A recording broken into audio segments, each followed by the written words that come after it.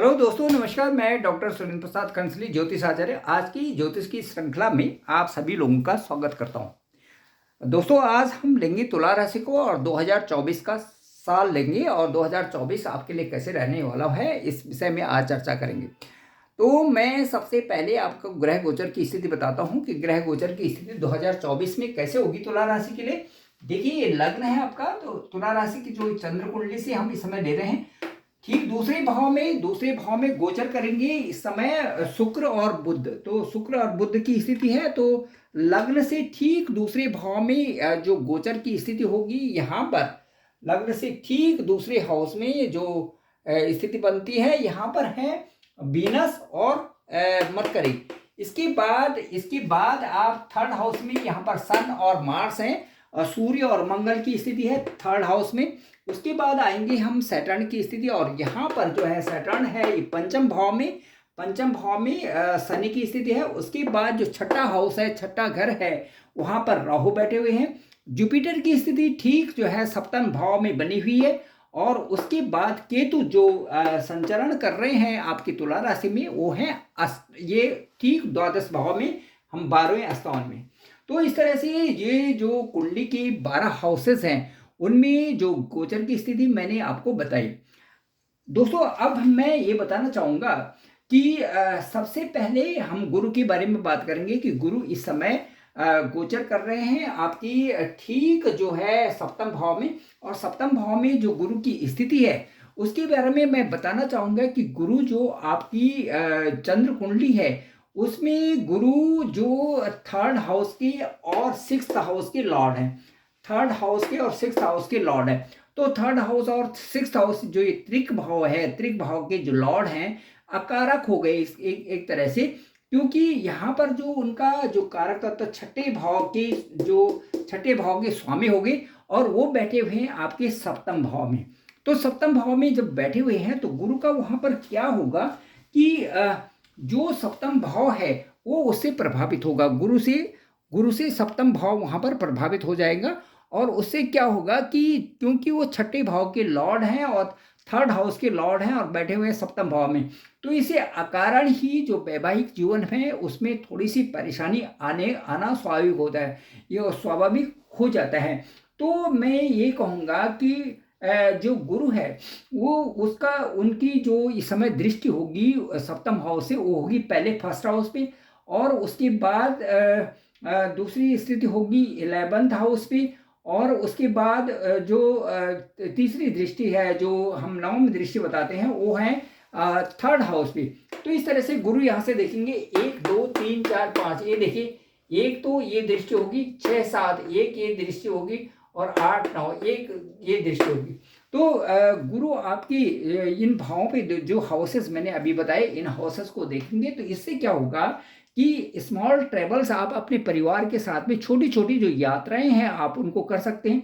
दूसरा जो 11th house है, क्योंकि वो लाभ का स्थान है, यहाँ से 1 2 3 4 5, ये देखिए लाभ का स्थान है, तो यहाँ पर एक प्रमोशन के चांसेस आपके बन सकते हैं, और ये आपके लिए बहुत अच्छा रहेगा, बहुत अच्छा, ये अच्छी बात है।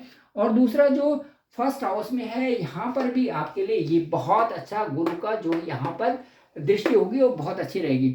केवल थोड़ा सा जो है ये दसम से दसम स्थान आता है सप्तम, तो थोड़ा सा व्यापार में और नौकरी में थोड़ा सा उतार चढ़ाव आपका बना रहेगा।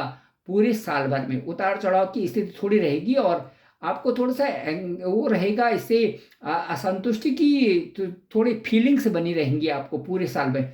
अब मैं बताऊंगा कि जो जुपिटर का जो गोचर है, जो गुरु का गोचर है, ये ठीक मई के बाद ये हो जाएगा अष्टम भाव में, और अष्टम भाव में देखिए आपके छठे भाव के जो स्वामी हैं वो अष्टम में बैठेंगे, तो त्रिक भाव के स्वामी त्रिक में जाकर के बैठ जाएंगे।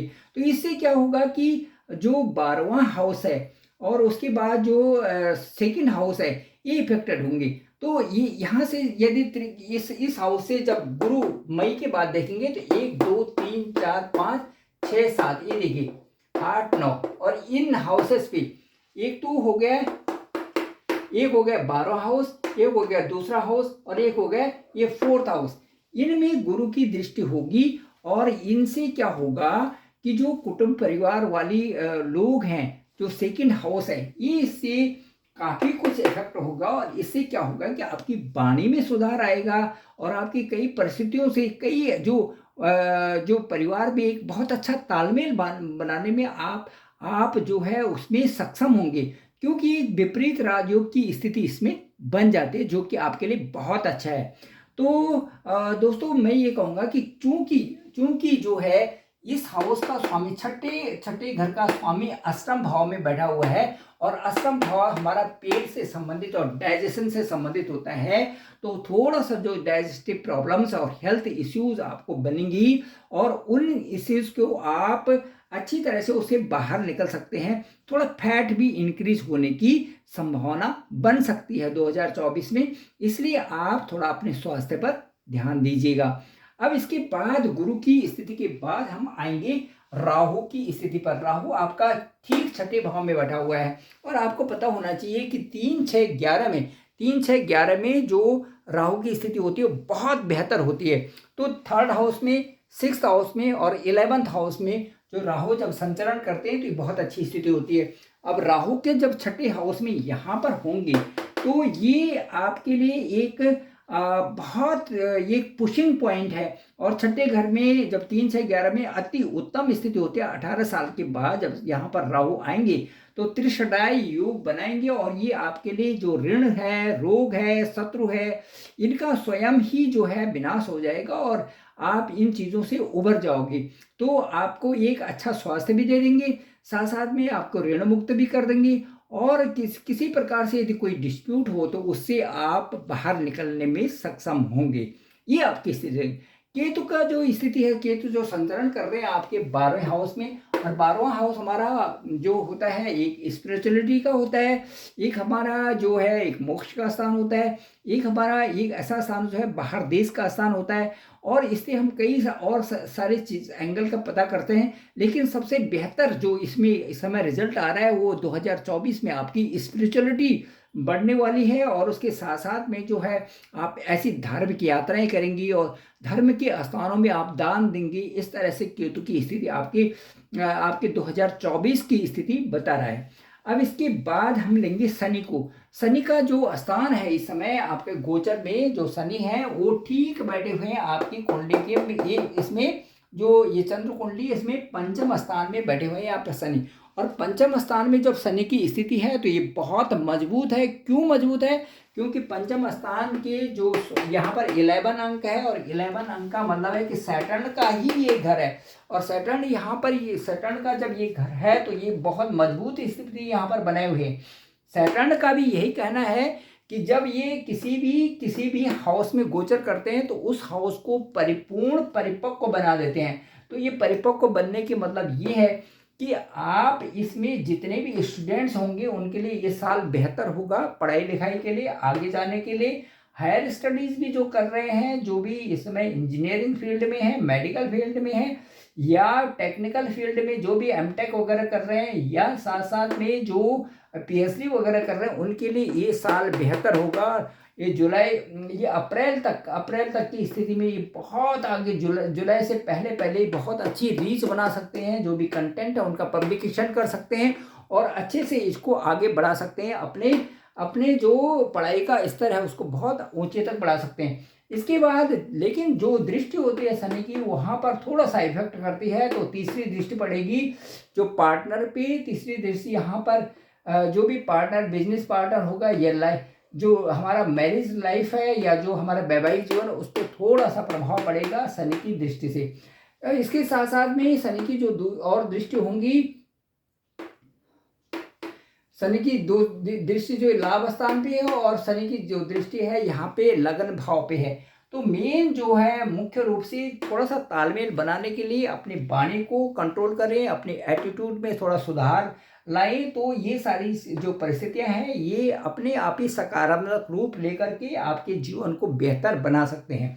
तो ये है जो गुरु की स्थिति। और इस तरह से हम देखेंगे कि ये जो संचलन है, जो शनि का गोचर है, जो जुपिटर का गोचर है, जो राहु का, केतु का और इनका जो गोचर है, ये कुल मिला के 2024 आपके लिए बहुत अच्छा प्रभावपूर्ण जो है चेंजेस ला रहा है। और उसमें मैं कहूँगा यदि आपका सकारात्मक रूप से थोड़ा-सा एटीट्यूड को आप चेंज करें और अपनी वाणी में थोड़ा-सा सुधार लाएँ और मन से भी आप पवित्र रहें, तो आप बहुत अच्छी रीच बना सकते हो और बहुत आगे पहुँच सकते हो।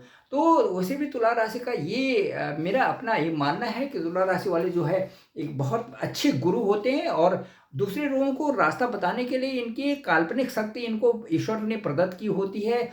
और जब ये किसी चीज़ को धारावाह के साथ में सामने वाले को कहते हैं, तो उसका जो है एक तार्किक लॉजिक रूप से उसका सामने वाले पर बहुत अच्छा प्रभाव पड़ता है। और जो कि सामने वाले को ये लगता है कि वास्तव में यदि इस तरह से चेंज किया जाए तो जीवन को एक नया मोड़ देने के लिए सफलता जरूर मिलेगी।